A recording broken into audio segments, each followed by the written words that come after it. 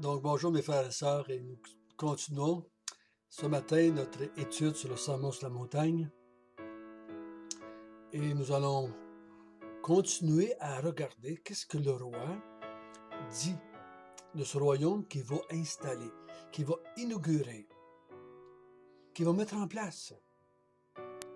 Donc, il me semble qu'il est facile à comprendre ou à déduire que si Jésus vient établir le royaume des cieux, c'est parce que les cieux ne règnent pas sur la terre présentement. C'était l'ennemi qui régnait. Jésus va le faire ressortir ailleurs dans cet évangile du roi. Prions ensemble. Notre Père du ciel, ce que nous allons voir ce matin est essentiel et primordial. Mais c'est tellement contre notre nature humaine.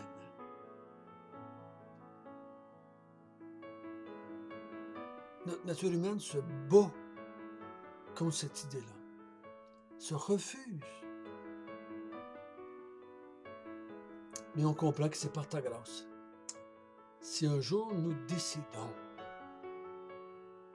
de le faire, conduis-nous par ton Esprit Saint, éclaire-nous, au nom de Jésus. Amen. Nous allons prendre le temps de lire le chapitre 5 de Matthieu à partir du verset 13.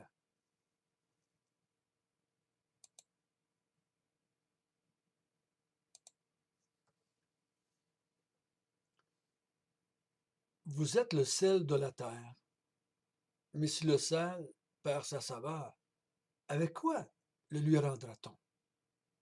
Il ne sert plus qu'à être jeté dehors et foulé aux pieds par les hommes. Vous êtes la lumière du monde. Une ville située sur la montagne ne peut être cachée. Et on n'allume pas une lampe pour la mettre sous le boisseau, mais on la met sur le chandelier. Et elle éclaire tous ceux qui sont dans la maison. Que votre lumière luise ainsi devant les hommes, afin qu'ils voient vos bonnes œuvres et qu'ils glorifient votre Père qui est dans les cieux.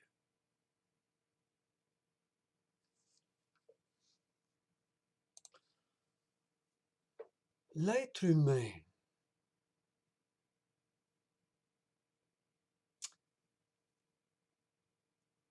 depuis la chute d'Adam et Ève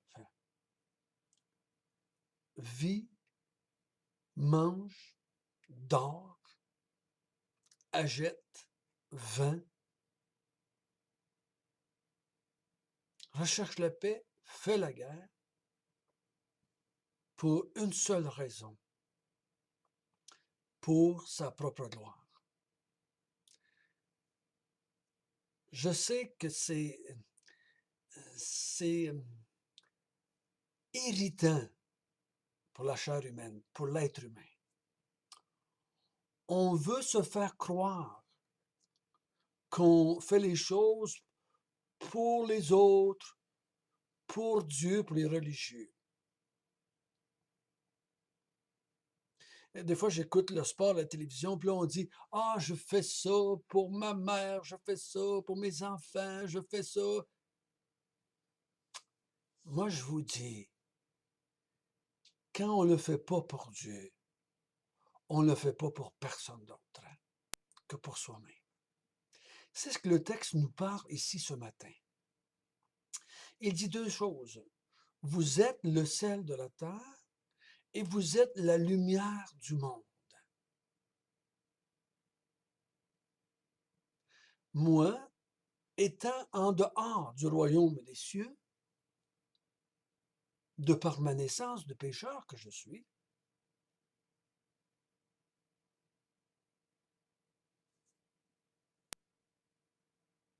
si j'étais du sel, je n'avais pas grand goût spirituel. J'en avais pas même du tout. Et la lumière qui jaillissait de moi était ténèbres.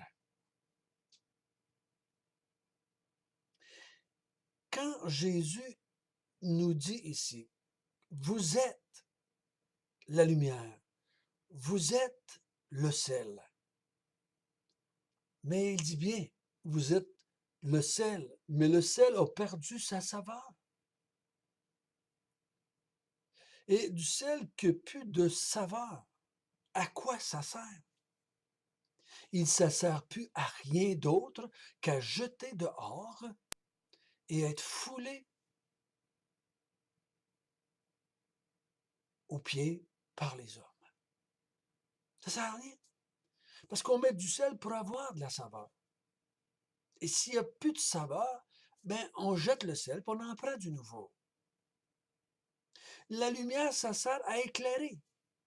Mais si la lumière est sous un boisseau, ou une chaudière, ou sous une table, ou sous un meuble, ou dans un garde-robe, la lumière ne sert plus à rien.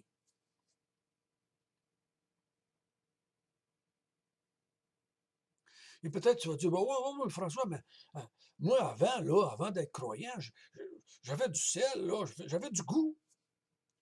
Je n'étais pas ténèbres seulement, j'avais de la lumière, j'éclairais. Mais ici, le texte nous dit, si tu veux savoir si tu étais du sel avec un bon goût, si tu avais une vie qui était lumière, qu'est-ce que ça veut dire? Qu'est-ce que ça veut dire être du sel? Qu'est-ce que ça veut dire être la lumière, selon ce que Dieu veut qu'on soit? Donc, il dit, quand je t'ai créé, tu étais le sel de la terre. Quand je t'ai créé, tu étais la lumière du monde.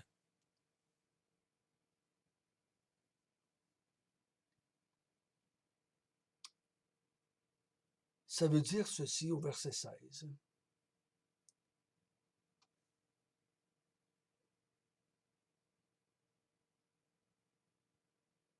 Que quand les gens vont nous écouter, quand les gens vont nous voir vivre, ils vont glorifier votre Père qui était dans les cieux.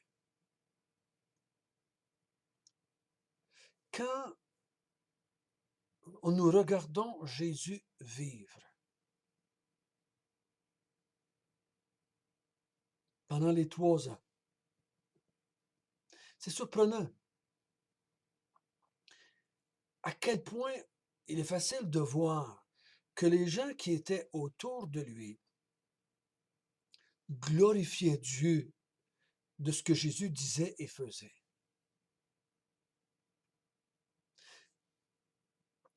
Moi, quand j'étais non-croyant, avant de faire partie du royaume des cieux,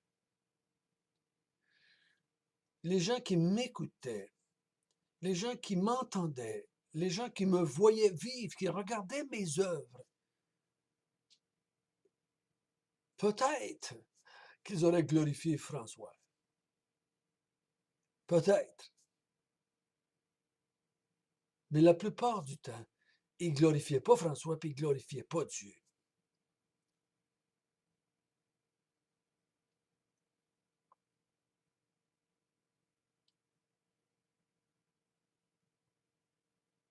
Donc Jésus, ce matin, ici, il dit, j'aimerais que vous soyez le sel de la terre. J'aimerais que vous donniez du goût. J'aimerais que vous jouiez votre rôle de sel et que vous donniez du goût autour de vous, que vous répandiez une bonne saveur autour de vous. J'aimerais que vous jouiez votre rôle de lumière et que vous éclairez les gens qui sont autour de vous. Mais tu ne peux pas être du sel si toi-même, tu n'as pas de goût pour toi, si tu n'es pas du goût, et tu ne peux pas éclairer si tu n'es pas de la lumière. Jésus va dire plus loin que les croyants sont des enfants de lumière.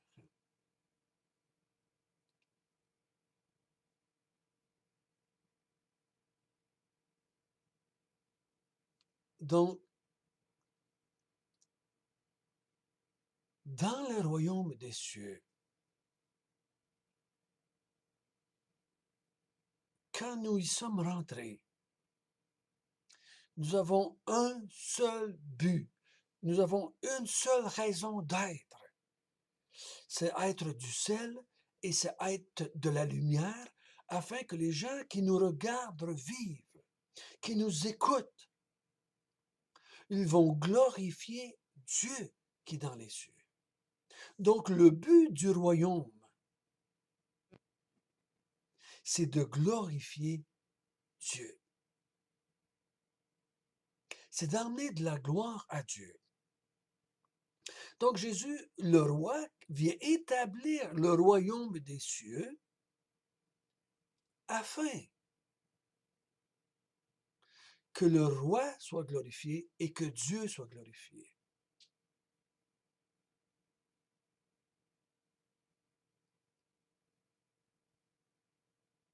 Dans un royaume, c'est le roi qui est glorifié et non pas les sujets. Si vous regardez l'Apocalypse, dans le royaume des cieux, c'est le roi qui est glorifié, c'est Jésus qui est glorifié. Tous les autres, dans le ciel, qui nous a été illustré dans l'Apocalypse, tous ceux qui sont dans le ciel, hommes et anges, glorifient Dieu.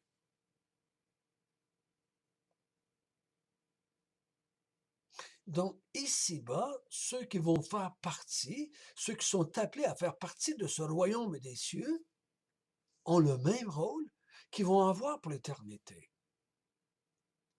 Mais combien, moi premièrement, et beaucoup de monde autour de moi, j'ai vu, ils veulent entrer dans le royaume des cieux parce qu'ils croient que là, ils vont recevoir ce qu'ils ont toujours désiré. Que s'ils font partie du royaume des cieux, Dieu finalement va leur donner tout ce qu'ils veulent avoir, toutes ces bébelles qu'ils veulent avoir.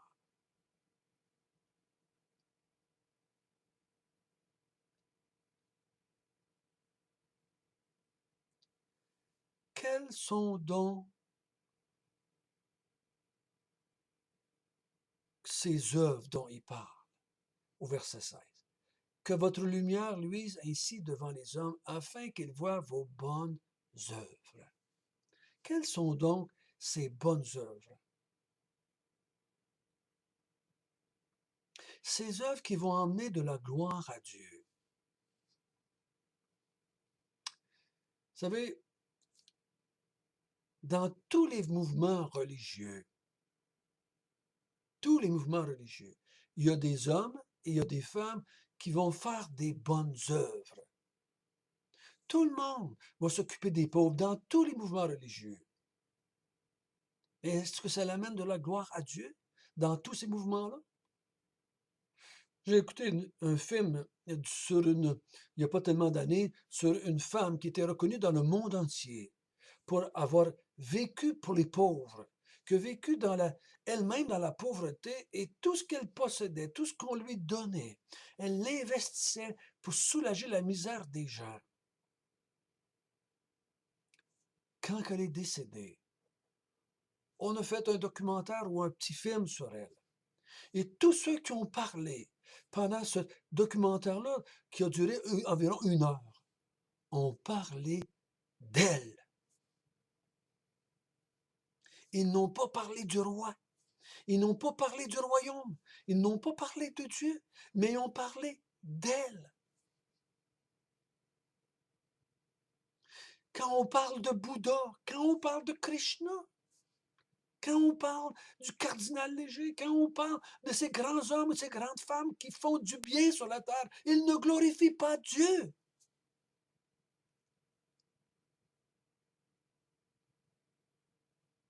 Il y a quelque chose qui a manqué à quelque part parce que tous les regards sont tournés vers eux. Dans le ciel, tous les regards sont tournés vers le trône de Dieu. Même ici, si le mot bonne œuvre n'est pas tout défini, une chose est sûre, c'est quand les gens vont regarder mes œuvres, ma vie, mes paroles, mes chants, mes prières, ils vont glorifier Dieu. Ils vont glorifier Dieu de ce qu'ils ont fait, de ce qu'il a fait en moi. Ils vont glorifier Dieu parce que moi, par ma vie, moi, par mes actions, je glorifie Dieu. D'une façon quelconque, par les paroles que je dis, par les actions que je fais. Les gens se tournent vers Dieu et glorifient Dieu d'avoir fait cela en moi et par moi.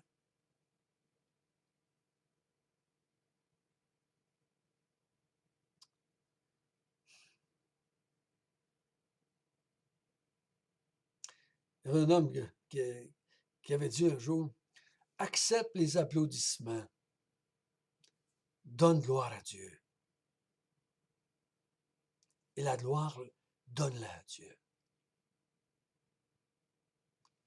Il nous faut vivre dans cette optique-là. Et si les hommes veulent nous donner de la gloire pour ce qu'on accomplit pour Dieu et par Dieu, c'est à nous de redresser les pensées. C'est à nous de dire, non, tu m'attribues quelque chose là qui n'est pas à moi. Donne gloire à Dieu. C'est Dieu qui a fait ça, en moi et par moi. Si je vais au ciel, ce n'est pas parce que je suis bon et que je fais des bonnes œuvres, mais c'est parce que Dieu était miséricordieux. La proclamation de l'Évangile donne gloire à Dieu. Pourquoi? Parce qu'on dit que l'homme est pécheur et que Dieu est bon, que Dieu est miséricordieux, que Dieu est mort pour emmener le royaume de Dieu, que Dieu est mort, que Jésus est mort pour le pardon des péchés de la race rebelle que nous étions. Donc, nous donnons la gloire à Dieu pour le salut. Et nous proclamons haut et fort que tout ce que nous faisons ici-bas, c'est par sa grâce, par sa puissance, pour sa gloire. C'est une nouvelle façon de vivre. On ne vit plus pour nous, mais nous vivons pour sa propre gloire. Dans le royaume des cieux, les hommes et les femmes sont le sel de la terre. Ils sont la lumière du monde. Et Dieu reçoit la gloire qui lui est due. Notre bon Père du ciel, merci d'avoir fait de nous du sel. Merci d'avoir fait de nous de la lumière. Tu nous as créés pour ta gloire. Et quand nous vivons dans ton royaume, nous vivons pour ta gloire. Nous voulons que les hommes te glorifient. Seigneur, donne-nous de combattre par ton esprit que tu as mis en nous, de combattre le désir de la chair et de se glorifier. Seigneur, que par ton Esprit Saint, tu nous aides à discerner quand nous tombons dans cette folie de vouloir se glorifier.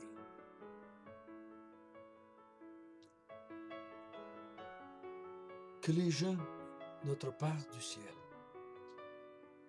puissent te glorifier quand nous parlons, quand nous prions, quand nous agissons, quand nous prêchons l'Évangile. Prêchons-la pour la gloire de Dieu et non pas seulement que pour les hommes. Et c'est au nom de Jésus que nous te prions. Amen.